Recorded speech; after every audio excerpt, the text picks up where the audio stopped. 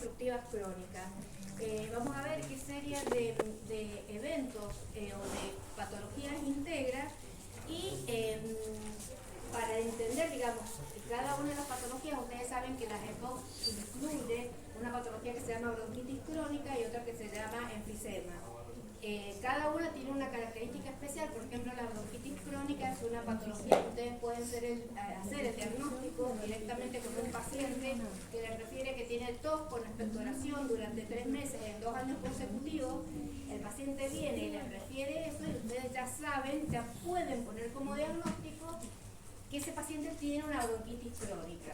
Ahora, si viene un paciente que me dice que tiene disnea, ¿se acuerdan lo que era la disnea? Perfecto. El paciente me dice que tiene disnea, que es el síntoma principal del enfisema. Yo probablemente para hacer el diagnóstico tengo que hacer algunos estudios. El estudio definitivo, que es pregunta de examen, cómo se hace el diagnóstico de enfisema, es a través de la anatomía patológica. Porque la definición de enfisema es la destrucción de los tabiques alveolares distales al bronquiolo terminal. Y eso, para yo poder verlo, no lo puedo ver en el paciente. O sea, el paciente me refiere que tiene disnea, pero ya hablamos de que la disnea tiene un montón de causas cardíacas, respiratorias. Entonces, en el caso de que el paciente me diga que tiene disnea, yo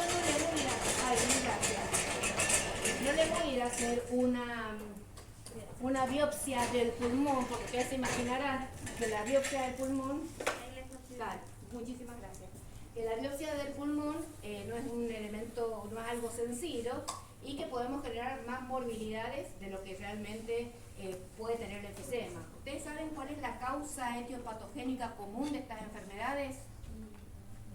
¿Qué les parece? ¿Qué está relacionado con esto? ¿En quiénes hablamos de EPOC? De los fumadores. Exacto, de los fumadores. También del aumento de la polución ambiental y todo. Todo esto lleva a que el paciente desarrolle, no se sabe por qué, algunos desarrollan más síntomas de EPOC A, que el EPOC A ya vamos a ver lo que es más parecido al enfisematoso, y algunos desarrollan más parecido al EPOC B, que es el parecido al bronquítico crónico. Entonces vamos a ver, para que ustedes sepan y que no estudien y digan, ¿para qué diablos me están hablando a mí de EPOC? Esto es una cuestión de consulta diaria muy común de un paciente real que consulta, un paciente de sexo masculino, así se presentan los casos en la parte médica, que tiene 52 años y consulta, el motivo de consulta es fiebre de 39 grados, tos y expectoración. ¿Qué les parece? ¿Es fiebre 39 grados? Sí. Perfecto. ¿Y el motivo de consulta está bien? ¿Qué sería el motivo de consulta? Por lo que Perfecto. Entonces, el paciente consulta por fiebre, por tos y por expectoración. La expectoración es el producto de la tos. Y en la enfermedad actual, ¿qué es lo que íbamos a ver? El desarrollo del motivo de la consulta. Entonces vamos a empezar.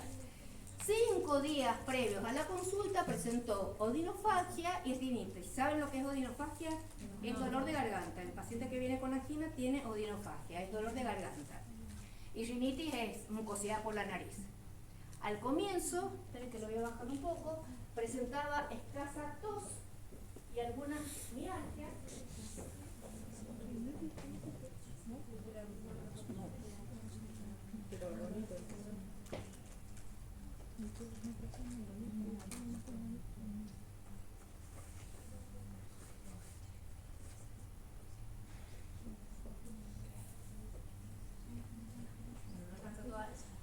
Entonces tenía algunas mialgias y 2 días después la temperatura comenzó a aumentar, la tos se hizo purulenta y hubo empeoramiento del estado general hasta el momento de la consulta en donde la temperatura era superior a 39 grados. Dolor muscular. Y comienza con disnea. Todo lo que ustedes no sepan me van preguntando porque yo por ahí creo que lo saben y no lo saben.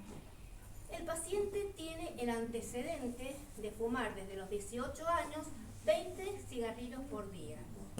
¿A ustedes les parece que está bien de que yo ponga que el paciente tiene el antecedente de fumar? Acá les va a ir quedando claro cómo se hace la historia clínica. Que yo ponga, el paciente tiene el antecedente de fumar desde los 18 años. ¿Esa sería la enfermedad actual?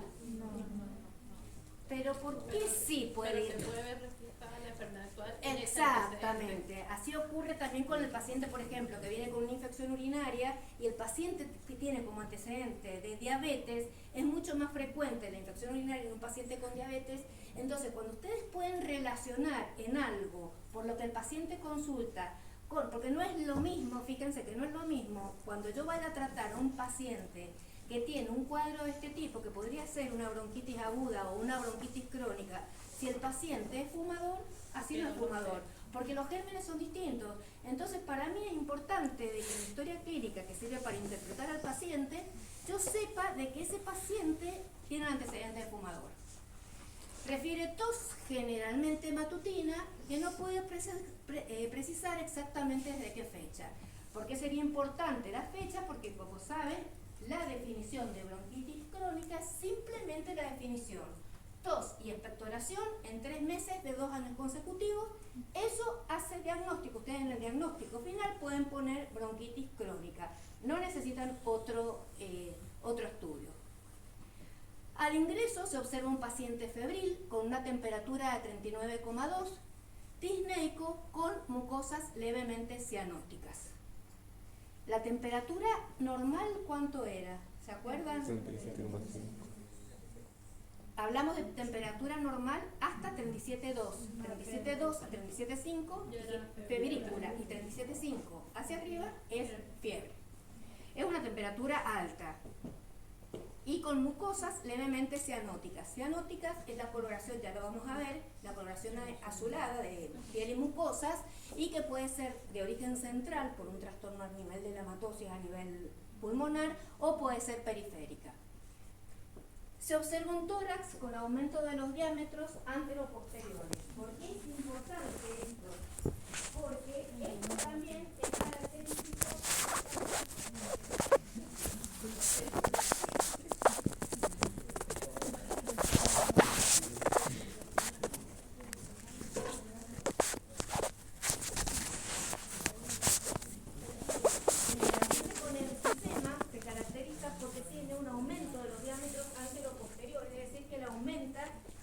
Diámetro del tórax de adelante hacia atrás, que eso se denomina tórax en tonel, y eso es característico, es un elemento orientador para pensar en un paciente que tiene enfisema. Y a la auscultación, esto es lo que vamos a ver cuando lo auscultamos, que es característica, digamos, de la parte médica, es una disminución generalizada del murmullo vesicular. Si ustedes tienen los pulmones y tienen la parte respiratoria, ustedes tienen que todo lo que hay adentro del pulmón, en los alvéolos pulmonares, que recibe irrigación y recibe ventilación, es la que hace el intercambio gaseoso. Cuando nosotros ocultamos los pulmones, nos ponemos el estetoscopio y revisamos con el estetoscopio los pulmones, vamos a encontrar en los ruidos que significan la entrada del aire a través de la tráquea y a través de los bronquios, pero vamos a sentir también el despegamiento de los alvéolos a nivel, digamos, del parénquima pulmonar. Esto que nosotros vemos acá, la parte, digamos, de conducción, es lo que caracteriza a la bronquitis crónica. Se afecta fundamentalmente los bronquios. La parte del enfisema es la destrucción de las paredes alveolares. Entonces, cuando nosotros escuchamos los pulmones en el enfisematoso, en general lo que vamos a escuchar es una disminución del murmullo vesicular. El murmullo vesicular es el ruidito que eso hay que aprenderlo y todo, que es cuando se abren los alvéolos para recibir el intercambio gaseoso. Mientras que los troncus y sibilancias es el ruido que hace el aire al pasar por la tráquea, al pasar por los bronquios, en unos espacios que están estrechados. Es como si ustedes soplaran una manguera que está con las paredes más rígidas y más chiquitas. Alguno a lo mejor ha tenido alguna vez una bronquitis, asma bronquial, ese ronroneo que se siente, que mientras más, digamos, achicados están esos bronquios, es mayor la dificultad respiratoria, hasta un determinado nivel donde están cerrados directamente los bronquios y no se siente absolutamente nada. Entonces, vamos a tener una disminución generalizada del murmullo vesicular en este paciente, y roncoincibilancia diseminada, que nos está hablando del componente parenquimatoso de esta parte de acá y del componente de conducción. Fíjense que la tensión arterial de este paciente era de 150 a 100, ¿es normal? ¿Hasta cuánto era lo normal? 120. ¿Cuánto sería la presión máxima normal? No, la presión máxima normal, acuérdense que hablamos de hipertensión a partir de 140 a 90. Digamos que es presión normal, podemos decir normal alta, pero normal hasta 139, 89. 140, 90 ya es hipertensión. Y tiene una frecuencia cardíaca de 110 latidos por minuto. ¿Les parece que es normal? No. ¿Cuánto era la frecuencia cardíaca normal? ¿Cuánto? 80. De 60 a 90. ¿Cómo dijimos que se llamaba cuando estaba disminuida la frecuencia? ¿Y cuando está aumentada? Perfecto. Este paciente tiene disminuida la frecuencia, tiene aumentada la frecuencia cardíaca, perdón. ¿Por qué podría tener aumentada la frecuencia cardíaca? ¿Alguno se le ocurre? ¿Y qué pasaría? Y bueno, pero ¿cómo haría por qué se aumentaría la frecuencia cardíaca? ¿Cuál sería el mecanismo? Habría hipoxemia, son pacientes que tienen disminuida la cantidad de oxígeno que llega a los tejidos. Entonces eso provocaría por vía refleja un aumento del tono simpático y un aumento de la frecuencia cardíaca para tratar de llevar por minuto mayor cantidad de sangre y tratar de suplir esa. Muchas veces lo descompensa porque el paciente que cardíacamente no está bien y lo sometemos a una situación de esta, el paciente se termina de descompensar la parte cardíaca. Bueno, seno interna. ¿Y qué es lo que vamos a ver? Eso es lo que yo quiero. Es lo que yo quiero que ustedes vean de qué es lo que es normal y qué es lo que es patológico.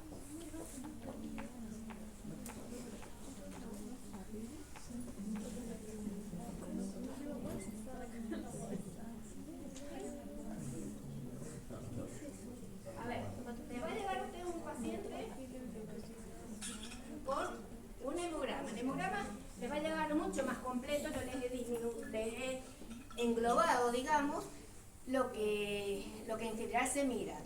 En general, cuando nosotros queremos ver cómo están los glóbulos rojos, vemos la hemoglobina, la concentración de hemoglobina. Nosotros, para considerar si un paciente está anémico, hablamos de disminución de la concentración de hemoglobina, por debajo de 12 en la mujer, 13 en el hombre y 11 en la mujer embarazada. Eso de pelo, porque eso lo vamos a ver en otra clase.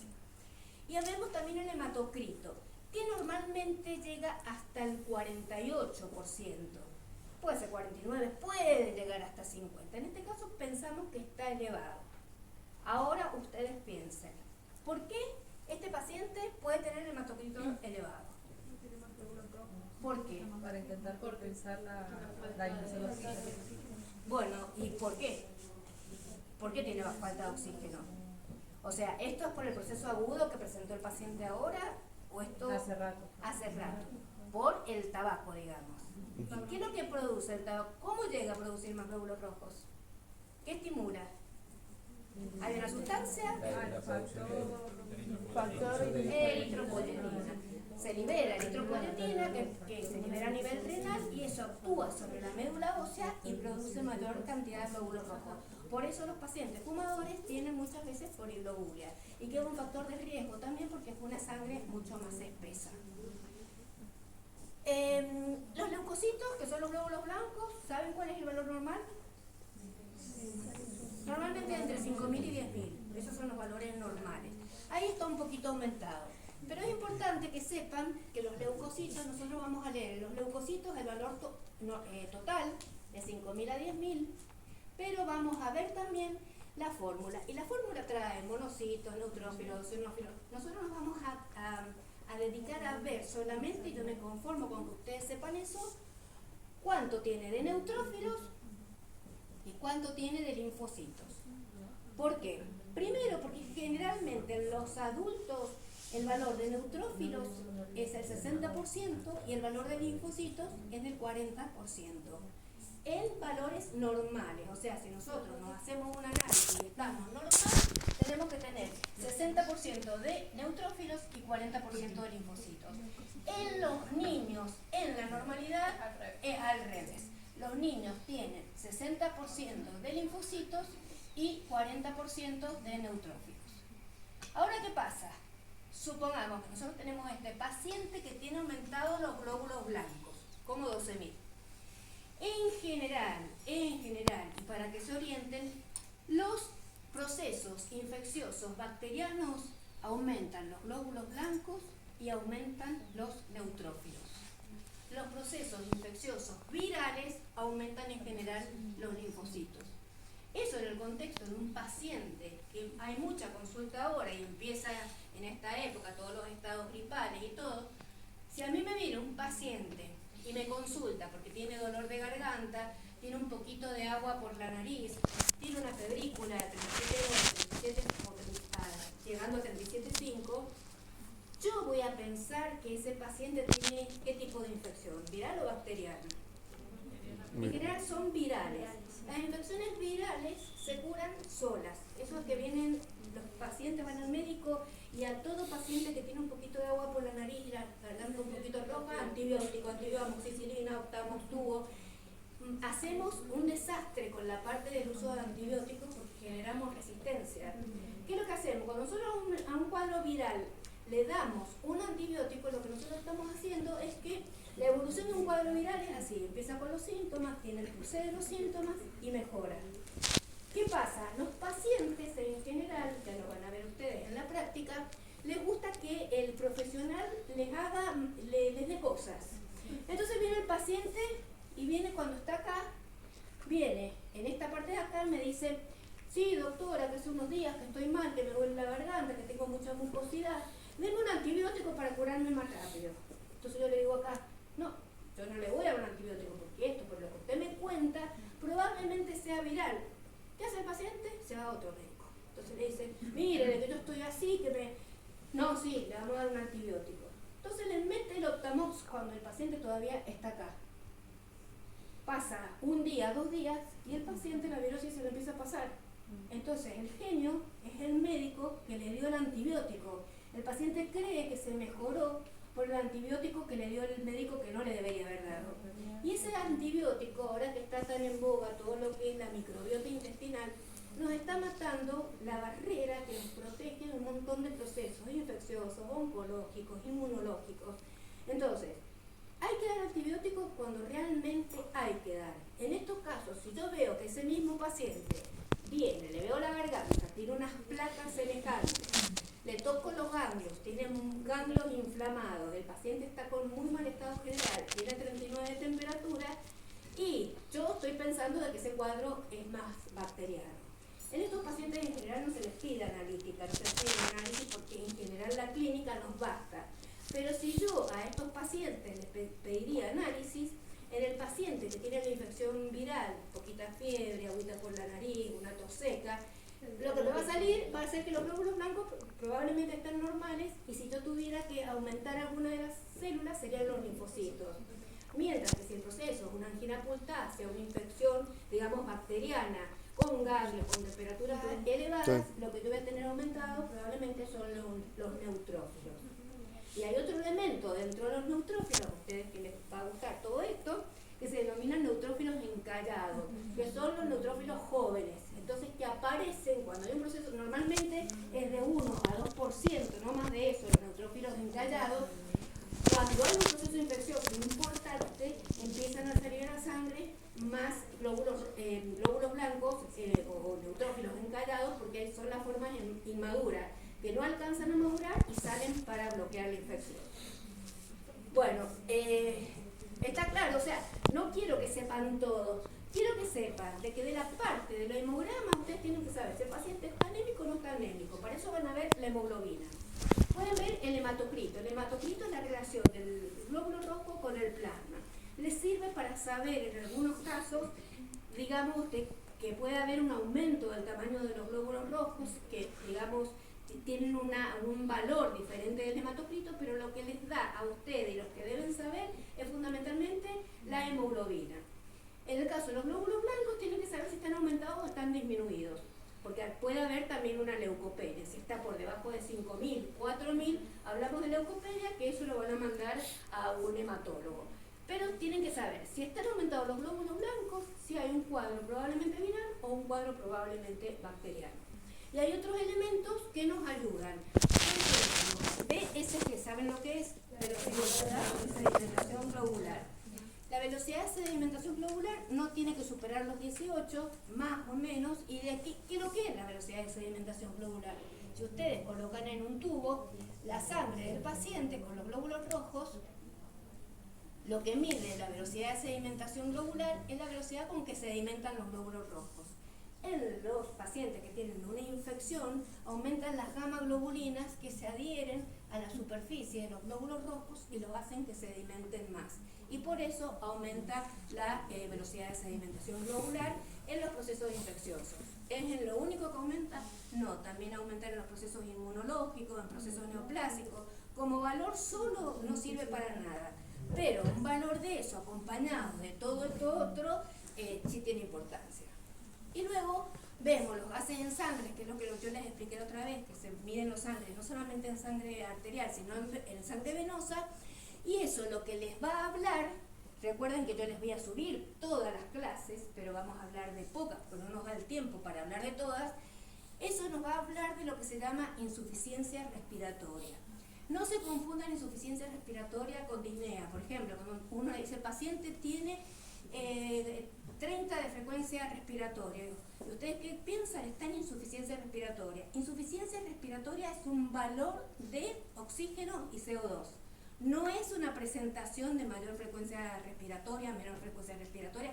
Es lo que ustedes dosan en sangre. Cuando tienen disminuida la PO2 por debajo de 60 o la PCO2 de 30, van a tener un cuadro de insuficiencia respiratoria que se presenta muchas veces en complicaciones en estos pacientes que tienen EPOC. ¿Está claro? Esto era para charlarlo, que hiciéramos un caso clínico más charlado, pero sé que están cansados, así que ahora vamos a ver un poquito más rápidamente lo que son las EPOC, lo que son los síntomas de las EPOC. Yo voy a ir un poco más rápido y ustedes me van a ir preguntando lo que tienen duda.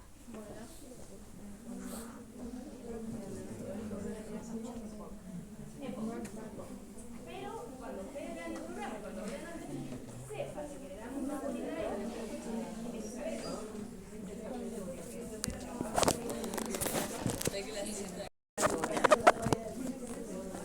¿qué es lo que puede ser afectación del aparato respiratorio? A ver. Bueno, lo dijimos un montón de veces, disnea, era la sensación de falta de aire. ¿Se les ocurre? Bueno, se los voy a ir diciendo yo porque veo que están cansados. Tos. Tos es una manifestación de una afectación del aparato respiratorio porque tenemos receptores para la tos en todo el árbol naso, laringo, tráqueo, bronquial. Expectoración. Expectoración es el producto de la tos. Hemóptisis. ¿Saben lo que es hemóptisis? Toser sangre. ¿Qué? Toser sangre. Es digamos, la expectoración con sangre. Siempre que hablamos de sangre de los distintos aparatos, tanto en odontología como en medicina, siempre ojo, porque puede ser lo más leve, pero siempre tenemos que descartar lo más severo. Si a mí me consulta un paciente porque tiene sangre en la materia fecal y es un paciente que está normal, que es sano, que no ha adelgazado, que no le veo ningún elemento para pensar en algo maligno, me dice que ve sangre en la materia fecal y que tiene una dieta con muy pocas fibras, yo puedo pensar de que ese paciente puede tener una hemorroides, porque constipación con sangre en la materia fecal, pero siempre descartamos primero lo más severo. Yo no me puedo quedar tranquilo, mire, le voy a dar algo para mejorar la circulación venosa porque lo que probablemente tiene son hemorroides. Hemóptisis es la expectoración con sangre. Y anoten, es diferente de lo que es la hematemesis. Hemóptisis es lo que viene del aparato respiratorio, es lo que el paciente larga hacia afuera proveniente del aparato respiratorio, mientras que la hematemesis es lo que proviene del aparato digestivo. Una úlcera gástrica o una varice esofágica, el paciente va a tener hematemesis. un tumor del pulmón o un edema agudo de pulmón que es cardíaco, el paciente lo que va a tener es hemóptisis. ¿Podrían diferenciar si viene un paciente y me larga ese volumen así desde la boca, si es hemóptisis o es hematemesis? ¿Habrá algo que tenga alguno de los dos elementos que nos permita orientarnos a de qué aparato viene? Pero no es tan fácil cuando el paciente viene desesperado y le larga una vómita, digamos, de sangre, decir, esto viene del pulmón o viene del aparato digestivo. Si viene el pulmón, ¿va a venir acompañado de moco? Más que de moco va a venir con aire, o sea, burbujea. Entonces no es tan fácil tampoco, no es que viste que vamos a ver que saltan, no, pero es una forma de reconocer de qué parte viene. Porque si viene del aparato digestivo, ahora tenés que poner una sonda nasogástrica, y si viene de la parte respiratoria es a nivel bronquial. Dolor torácico, recuerden que el dolor torácico para nosotros, para los médicos, es lo mismo que la cefalea más o menos. Viene un paciente con dolor torácico y a lo mejor es una estupidez, pero tenemos que descartar todo, que sea un infarto de miocardio, que sea un derrame pleural, que sea una neumonía. El dolor torácico, que es lo que les voy a explicar enseguida, lo que les va a permitir las características que les damos es orientarse hacia ese dolor, es de tipo cardíaco, es una inflamación osteocondral, es decir, de los cartílagos costales, es un derrame pleural, eso lo vamos a ver ahora. Y la cianosis. Bueno, vamos a ir más rapidito, porque hay un par de cosas que ya les he dado, que me dijeron que era la disnea, repitamos. No falta, sensación, siempre primero sensación. Dificultad para respirar es la sensación subjetiva de falta de aire, ahogo o cansancio. Esto ya lo vimos, por eso lo vamos a ir más rápido. ¿Se acuerdan que dijimos que grado 0 cuando el paciente no tiene disnea? ¿Se acuerdan lo que les expliqué de la parte respiratoria y la parte cardíaca? ¿Por qué el paciente con problemas? Yo esto se lo subo todo. Lo que pretendo es que las poquitas neuronas que les pueden quedar conectadas es que entiendan lo que les digo, no que lo memoricen, pero que lo entiendan. ¿Se acuerdan que yo les dije de que si nosotros teníamos el corazón con las cavidades, que yo les dije que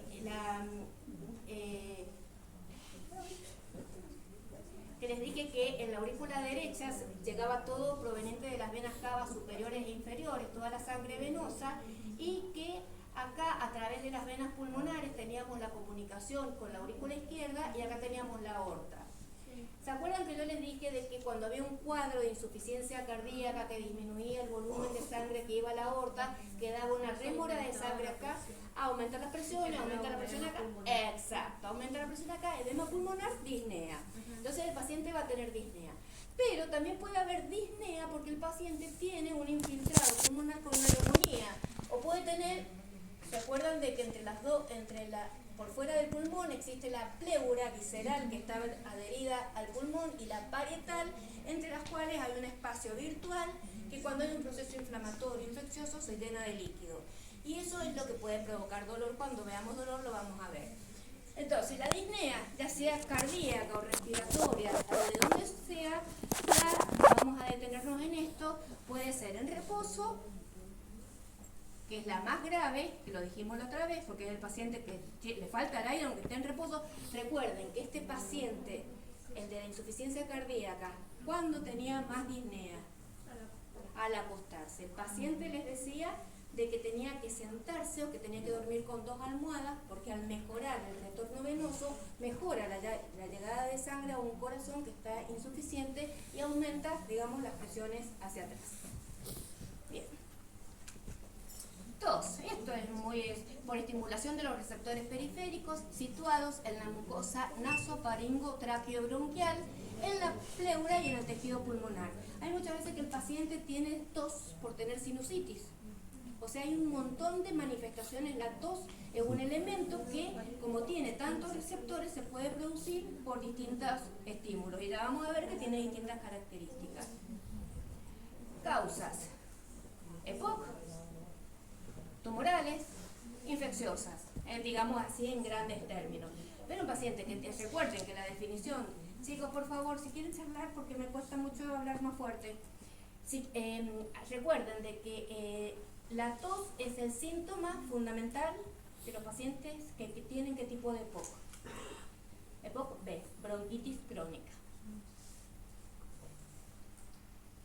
¿Cómo puede ser la tos? Y ahora vamos a ir rápido porque esto es lo que dijimos recién.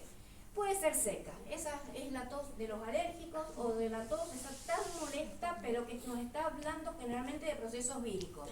Infecciones víricas agudas, asma bronquial, faringotraqueitis, primeros días de una bronquitis aguda, tuberculosis, enfermedades de estancia del árbol bronquial, sinusopatía, pleuritis e insuficiencia cardíaca izquierda. O sea, son un montón de causas las que puede ser, o sea, que simplemente porque tenga tos seca, eso solo no nos orienta. Es un elemento más para pensar en alguna de estas patologías. Productivas, generalmente en la bronquitis crónica, porque la tos, el paciente fumador, el que les dice que tiene la tos con la expectoración en los 3 meses, generalmente es una tos pesada, una tos con moco. Y en las bronquiectasias, que las bronquiectasias es otra de las patologías que incluimos en las EPOC. Entre las EPOC tenemos la bronquitis crónica, el enfisema, el asma bronquial y las bronquiectasias. ¿Qué son las bronquiectasias? Es que los bronquios que normalmente tienen esta forma así, es como que pierden las paredes, ya vamos a ver un dibujo, y que como se transforma en un reservorio de secreciones. Esto puede ser congénito, habrán sentido de las infecciones de la fibrosis quística del páncreas que nacen en muchos niños, que tiene como síndrome acompañante las bronquiectasias congénitas, pero también pueden ser adquiridas. Pacientes que repiten y repiten el proceso de bronquitis crónica pueden hacer que esos bronquios se pierda la estructura, se pierda la capacidad para eliminar esa mucosidad y se transforman en bronquiectasia, donde hay que hacer un trabajo muy especial, la kinesiología, golpearla para poder hacer una toilette higiénica de esos pulmones, porque son cúmulos de secreciones adentro del pulmón.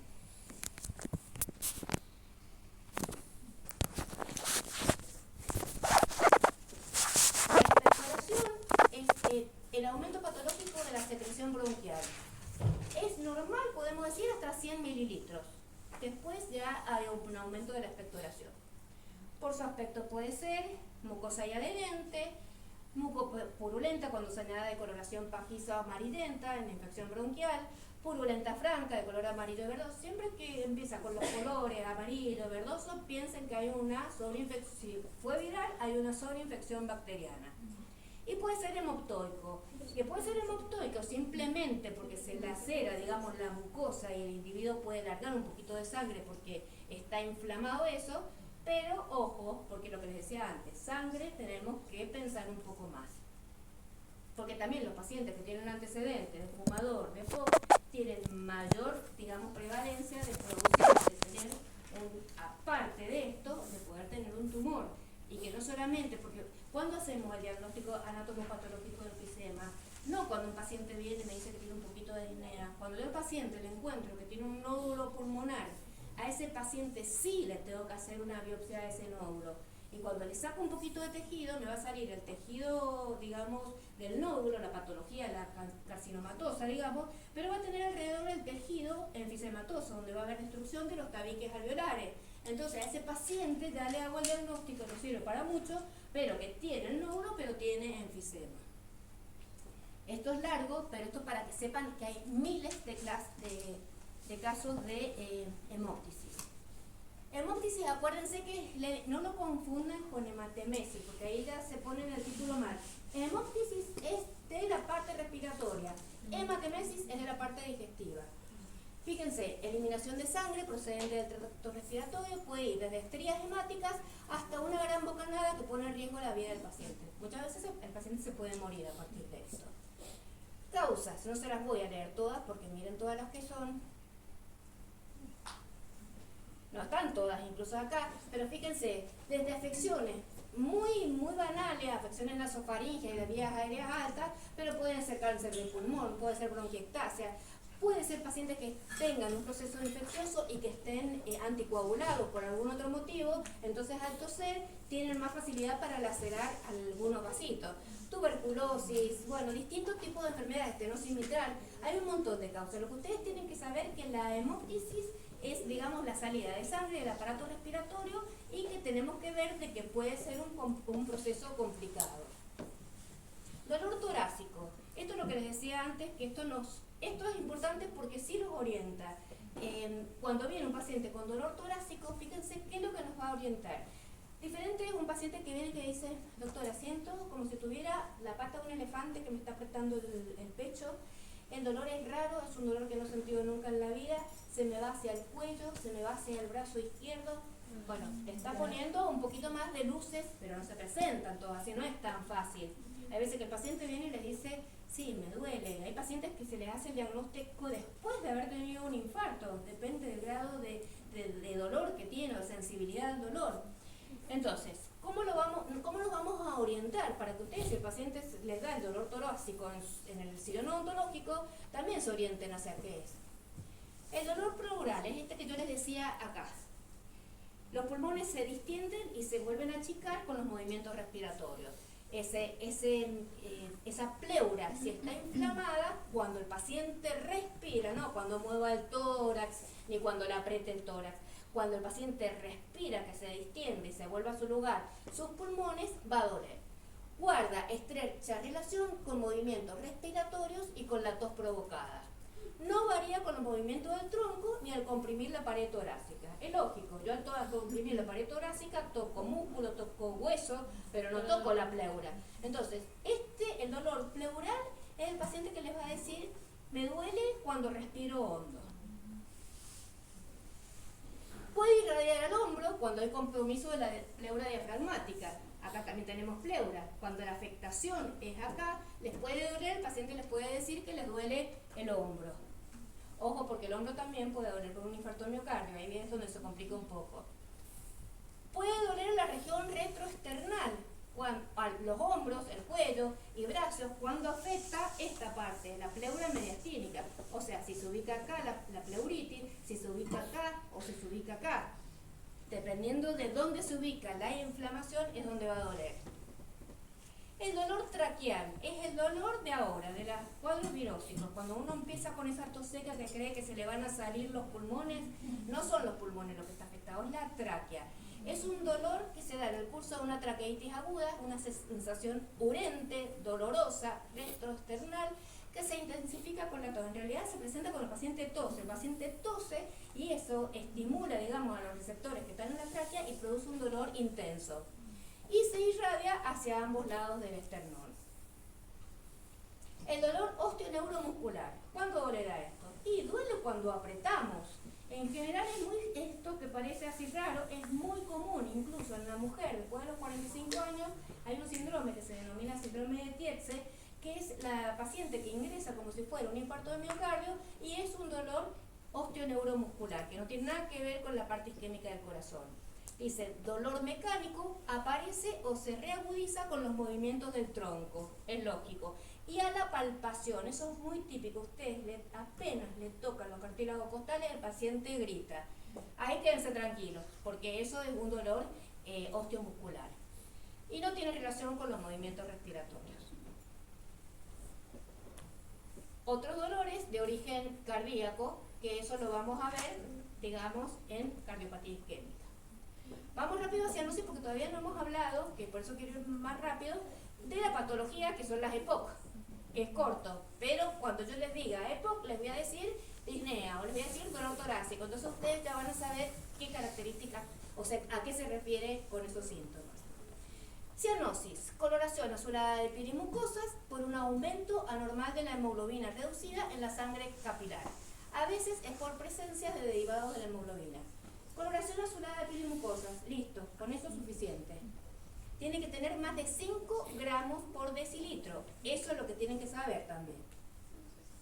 La cantidad media de hemoglobina en sangre capilar es igual al promedio de la hemoglobina reducida arterial y venosa. La aparición de la cianosis depende de la cantidad absoluta de hemoglobina reducida en la sangre capilar, sobrepasando el umbral de la cianosis cuando tiene 5 más 0,3 gramos por ciento de sangre. Los tipos de cianosis, les dije antes, esto así en 2 palabras, puede ser central cuando el trastorno se da a nivel cardiopulmonar, es decir, con la irrigación y la perfusión, la llegada de sangre, la llegada de oxígeno. Y puede ser periférica Por ejemplo, cuando hace mucho frío, ustedes habrán visto que los dedos de las manos se les ponen de color azul, que en el caso extremo se llama síndrome de Raynaud, que es una patología inmunológica donde cambia totalmente el color de los dedos de la mano, y eso no es un trastorno a nivel central, sino que es un trastorno a nivel de mayor extracción de sangre, de oxígeno en la parte periférica. La cianosis central, bueno, es lo que les expliqué recién. Esto se lo subo, así que no hace falta que se los explique, y no me quiero demorar tanto en esto, pero muchas veces hay cortocircuitos que se llaman de derecha a izquierda. Por ejemplo, por ahí hay permanencia de un orificio que comunica la parte derecha con la izquierda y pasa sangre desoxigenada a la parte oxigenada y genera una disminución o un aumento de la hemoglobina reducida. Eso por problemas a nivel central. Fíjense cómo se ve a nivel de los labios del bebé, a nivel de las pieles mucosas, es caliente, fíjense las uñas, siempre la cuestión de la cianosis cuando es central, y fíjense los órganos que involucra, y es bastante severo, no es lo mismo que una cianosis periférica.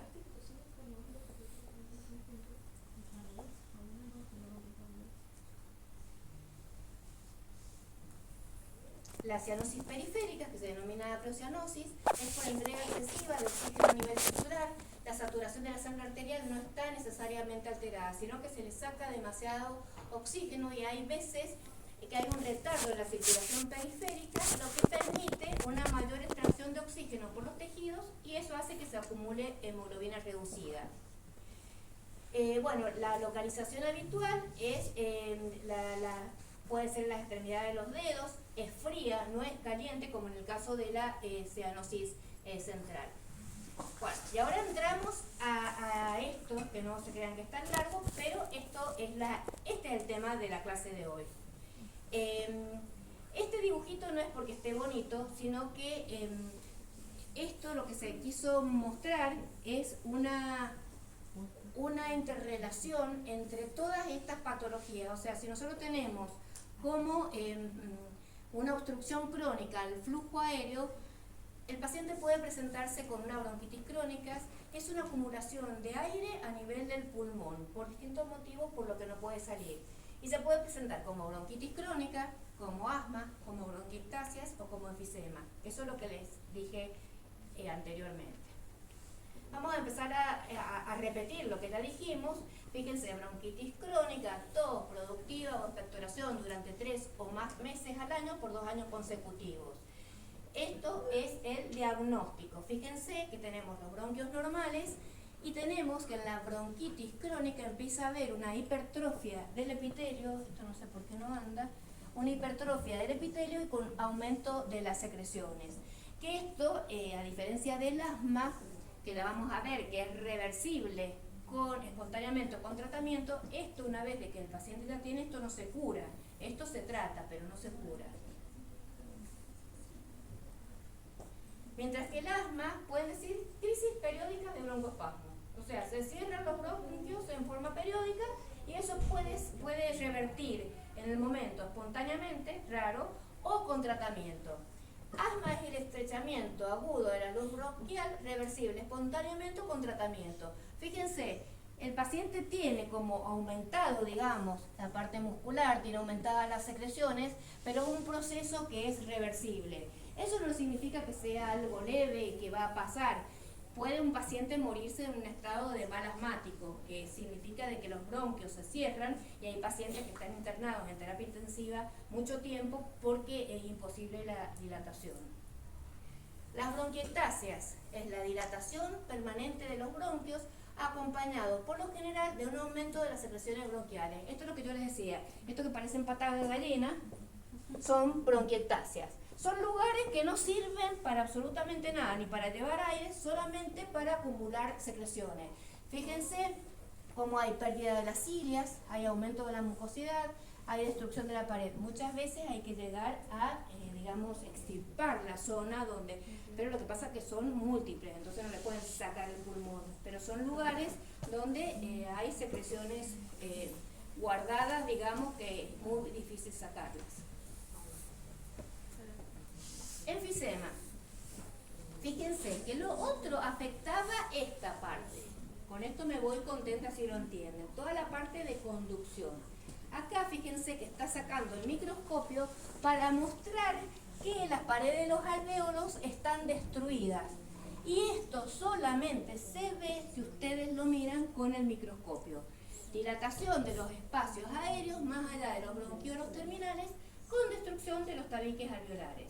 Diagnóstico, el diagnóstico definitivo es anatomía patológica. Es como si les preguntamos, ¿cómo hacen el diagnóstico del síndrome de Sjögren? ¿Cómo hacen el diagnóstico? Biopsia de glándulas salivales menores. Hacer una biopsia de glándula salival menor es como sacar un granito más o menos. Hacer una biopsia de pulmón es mucho más complicado y tiene gran morbilidad. Bueno, antes que se me terminen de ir todos, voy a terminar rápido. Los factores fisiopatológicos comunes, como ustedes me dijeron, el tabaco, la polución atmosférica en esta época que está todo contaminado, es un factor importante, y la infección. Sí. Pero todos esos factores incluyen para todas las enfermedades. Para todas esas enfermedades. ¿El polen también? El polen es más relacionado con lo que vamos a ver enseguida, que es el asma. Entonces, está más relacionado con la parte de alergia. Esa parte de alergia después puede predisponer a que ese paciente pueda tener una enfermedad pulmonar obstructiva crónica. Ahí decíamos eso, que están interrelacionados. Exacto. Están interrelacionadas porque yo soy fumadora, supongamos. ¿Por qué yo voy a hacer una EPOC A? Fíjense que ahora vamos a ver la diferencia. ¿O por qué voy a hacer una EPOC B? Si el agente etiopatogénico es el mismo. Bueno, eso aparentemente no es de que yo soy EPOC A, sopladora rosada, como Don Quijote, que lo asociamos a Don Quijote Sancho Panza, porque el EPOC A es igual a Don Quijote y el EPOC B es igual a Sancho Panza, como el petizo azul, el pitufo, digamos.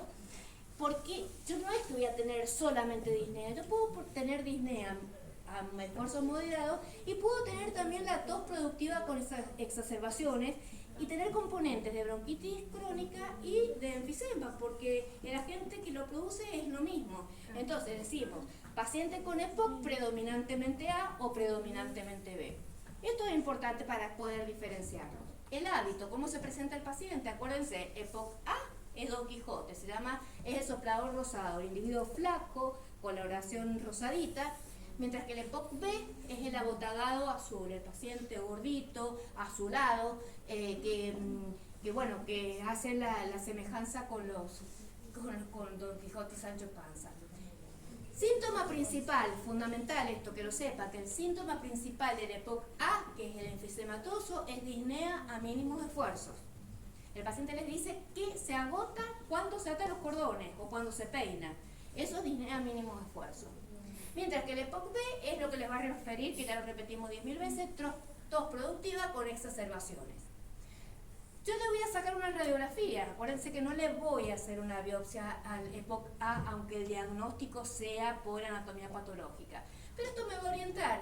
Voy a ver que en las placas hay una hiperinsuflación de los campos pulmonares, es decir, que van a ver los pulmones en la radiografía negros, llenos de aire. Corazón en gota, por las características de esta patología, y aplanamiento del diafragma.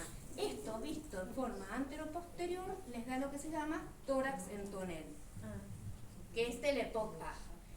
En el EPOC B, recuerdan que hablamos de que afectaba toda esta parte, lo que vamos a encontrar es un aumento de la trama broncovascular con tractos fibrosos. ¿Cuándo encontramos algo? Eso no se encuentra absolutamente nada, porque lo que afecta es la vía de conducción. Los gases en sangre, eso que yo les decía que se hacía a nivel arterial y venoso, en reposo, en el EPOC A, en el que tiene enfisema, son prácticamente normales, pero sí existe la hipoxia en el esfuerzo. Mientras que el EPOC B va a tener, el que es azul, tiene retención crónica de anhídrido carbónico y puede tener hipoxia. La anatomía patológica, cuando se la hacemos, vamos a encontrar destrucción de los tabiques alveolares, listo, lo de abajo ni lo lean. Mientras que en el EPOC B, si nosotros tuviéramos una parte del pulmón cuando hacemos la biopsia que tenga componente de bronquitis crónica, vamos a tener hiperemia de la mucosa bronquial, hiperplasia del epitelio, estratificado e hiperplasia de las glándulas mucosas. O sea, lo que tienen que saber de esto, cuáles son las diferencias entre los dos tipos para ustedes orientarse qué tipo de EPOC predomina en el paciente. Profe, en el enfisema el paciente va a tener el tórax entonces. Sí. Por eso que dijo usted que Sí, es ese es el enfisema, el EPOC tipo A. Ajá. No es el EPOC B, es el EPOC A. Sí, el época. Bueno, y ahora casi ya vamos terminando. Vamos al asma bronquial, que esto tiene una característica más, digamos, específica, a pesar de que hay varias teorías. Cuando ustedes estudien, al finalizar prácticamente el año, van a ver, si se acuerdan de todo esto, de que el asma bronquial tiene un componente muy parecido a lo que vamos a ver en shock anafiláctico, porque es una reacción de hipersensibilidad donde la sustancia que está involucrada es la histamina, y está involucrada en forma sistémica en el shock anafiláctico y está involucrada en la parte pulmonar en el asmático. Recordamos que asma bronquial son crisis periódicas de broncoespasmo, o como dice ahí, enfermedad caracterizada por una exagerada respuesta del árbol bronquial a diferentes estímulos, lo cual se manifiesta en episodios de obstrucción bronquial que mejoran espontáneamente o por la acción terapéutica. Así como el asma bronquial y algunas patologías como las úlceras gástricas, hay épocas donde se reactivan estas enfermedades. Por ejemplo, las épocas de marzo-abril aparecen todos los cuadros de gastritis, aparecen muchos cuadros de asma, y en las épocas de septiembre-octubre, donde empieza la polución ambiental, donde la polución, digamos, de las plantas, donde empieza el polen, que me preguntaban ustedes, por eso siempre se reactivan en determinadas épocas. Esto es, no tiene mucha importancia, más frecuente en niños, más en varones, afecta entre el 3 y 7% de la población. Ha aumentado la frecuencia del asma en los últimos años, y dentro de lo que les voy a nombrar hay algo que para mí es muy importante, que no se le da tanta bolilla ahora, pero sí que tiene que ver con la microbiota y que tiene que ver con la alimentación. Los cambios en la alimentación, el uso de distintas sustancias, de procesados, de aceites hidrogenados que producen lesiones a nivel de la mucosa del intestino, deja permeabilidad a nivel intestinal y permite la entrada de un montón de alergenos que generan enfermedades autoinmunes, enfermedades inmunológicas, enfermedades oncológicas, colitis ulcerosa. La alimentación en este momento, que no es digamos, de años atrás, sino que es lo que hace la medicina integrativa o funcional, es muy importante, y creo que va a ser la medicina del futuro. Fíjense, polución atmosférica, que ya lo sabemos, aumento del hábito tabáquico y cambios en la alimentación infantil, no solamente en la alimentación infantil, sino en todas las alimentaciones. Utilizamos muchos procesados. Los procesados, no es que todo el mundo ahora es celíaco y que se disminuye mucho la cuestión de las harinas y las dietas keto y todo eso, que si bien tiene fundamento científico, tiene que ir acompañado del fundamento de que uno puede no comer harinas y no comer azúcar, y sin embargo se coloca en la ensalada aceite de maíz, aceite de trigo, que son sumamente nocivos para la mucosa del intestino. O sea, ya está estudiado, ya se sabe un montón de estas cosas, que así como el colesterol siempre fue malísimo, ahora se dosa dentro del colesterol no solamente el HDL y el LDL, sino que se dosa la lipoproteína A y la ApoB, que son elementos que les van a decir si ese colesterol ha aumentado, va a ir a tapar arterias o va a ir a producir hormonas, que es lo que necesitamos. Entonces hay que ir viendo de que hay cosas que van cambiando con el tiempo. La alimentación es una de ellas. Bueno, esto es teoría. ¿Por qué se produce el asma bronquial? Fíjense, hay una hiperreactividad bronquial. ¿Por qué? Porque hay un proceso inflamatorio en la mucosa bronquial, donde hay un abundante infiltrado celular con predominio de eosinófilos que produce la lesión del epitelio a través de síntesis de proteínas con gran capacidad citotóxica. Esa lesión epitelial va a dejar al descubierto terminaciones nerviosas que van a favorecer la acción de irritantes exteriores.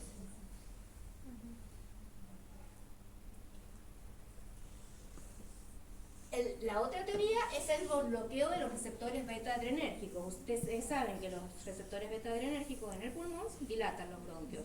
Si nosotros los bloqueamos, va a haber más inestabilidad bronquial, broncoconstricción ante diferentes estímulos.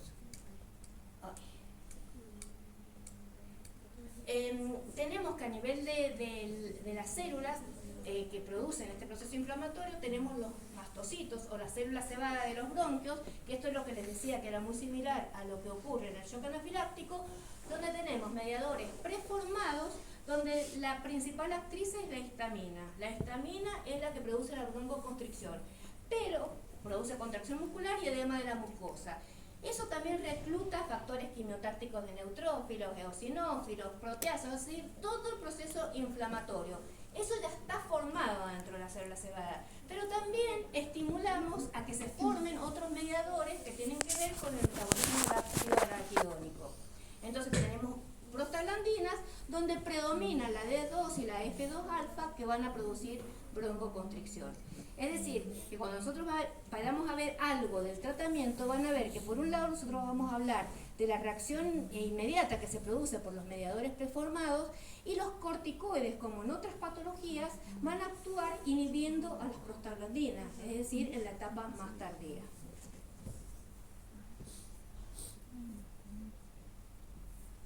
Fíjense que la liberación y formación de mediadores puede ocurrir por reacción inmunológica. Hay algunos que desencadenan reacción o una crisis asmática al empezar a hacer ejercicio.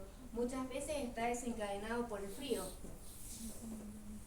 Puede ser por el frío, por ejercicio, puede ser por polen, puede ser por ácaros, puede ser por moho, puede ser por caspa animal.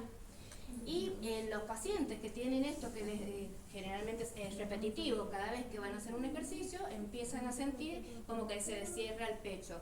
Por eso se les dice que se puede prevenir o reducir la incidencia haciendo calentamiento y empezando muy de a poco a hacer la actividad física cuando se hace en el exterior. Bueno, los mastocitos de los asmáticos no controlan correctamente la secreción de mediadores, ocasionando un estado permanente de hiperreactividad, inflamación e hipersecreción bronquial. Y esto ya para terminar, para que vean que es interesante, ustedes sepan que para que el músculo se relaje tenemos que tener aumentado el AMP cíclico. Hay dos sustancias, uno que se llama el AMP cíclico y otro que es el GMP cíclico. Cuando aumenta el AMP cíclico se produce broncodilatación. Cuando aumenta el GMP cíclico se produce broncoconstricción. Pero al AMP cíclico lo degrada una fosfodiesterasa, como dice ahí. Es degradado por una fosfodiesterasa que regula su concentración. La inhibición de la fosfodiesterasa, por lo tanto el aumento del AMP cíclico, favorece la broncodilatación. Uno de los medicamentos que se utiliza para el asma es un inhibidor de la fosfodiesterasa, porque yo lo que pretendo es aumentar el AMP cíclico para que se produce broncodilatación. ¿Qué pasa? Cuando aumenta el GMP cíclico, que aumenta por estímulos colinérgicos, se produce broncoconstricción. Conclusión. Los beta-adrenérgicos habrán sentido, o habrá alguno a lo mejor que utilice los beta-2 inhalados, van a ayudar a producir la broncodilatación. Los inhibidores de la fosfodiesterasa también por aumento del AMP cíclico. Y hay sustancias parasimpaticolíticos como el lipatropio, que se utilizan mucho también para la parte gastrointestinal, que producen broncodilatación. Los bloqueadores beta, acuérdense que los beta en el pulmón dilatan. Cuando nosotros los bloqueamos tenemos broncoconstricción. Y esto sí, lo último, habría dos reacciones, una que se produce inmediatamente y otra que es tardía. En la inmediata ocurre minutos después de la exposición al alergeno o después de realizar ejercicio físico, según cuál sea el elemento que lo desencadena. Es una reacción rápidamente reversible en forma espontánea o luego de un broncodilatador. En sangre lo que tendríamos en ese momento sería histamina y otros mediadores causantes de la misma. Pero la tardía, cuando ya se prolonga en el tiempo, que se ocurre luego de 6 a 8 horas desde la activación del estímulo desencadenante, también hay aumento de mediadores químicos, pero recuerden que acá tenemos más relacionadas a las prostaglandinas, es más lenta su resolución. Y es ahí donde actúan los corticoides. Entonces, cuando en la inmediata, ¿qué es lo que vamos a? Hay sustancias como la difenhidramina, que habrán conocido como el Benadryl, que actúa inhibiendo a la histamina, y tenemos en la tardía los glucocorticoides. Hay otras sustancias que se utilizan más bien para prevenir, como por ejemplo el cromoglicato de sodio, que actúa, digamos, haciendo que las membranas de las células cebadas estén más estables y no se rompan para liberar las sustancias como la histamina.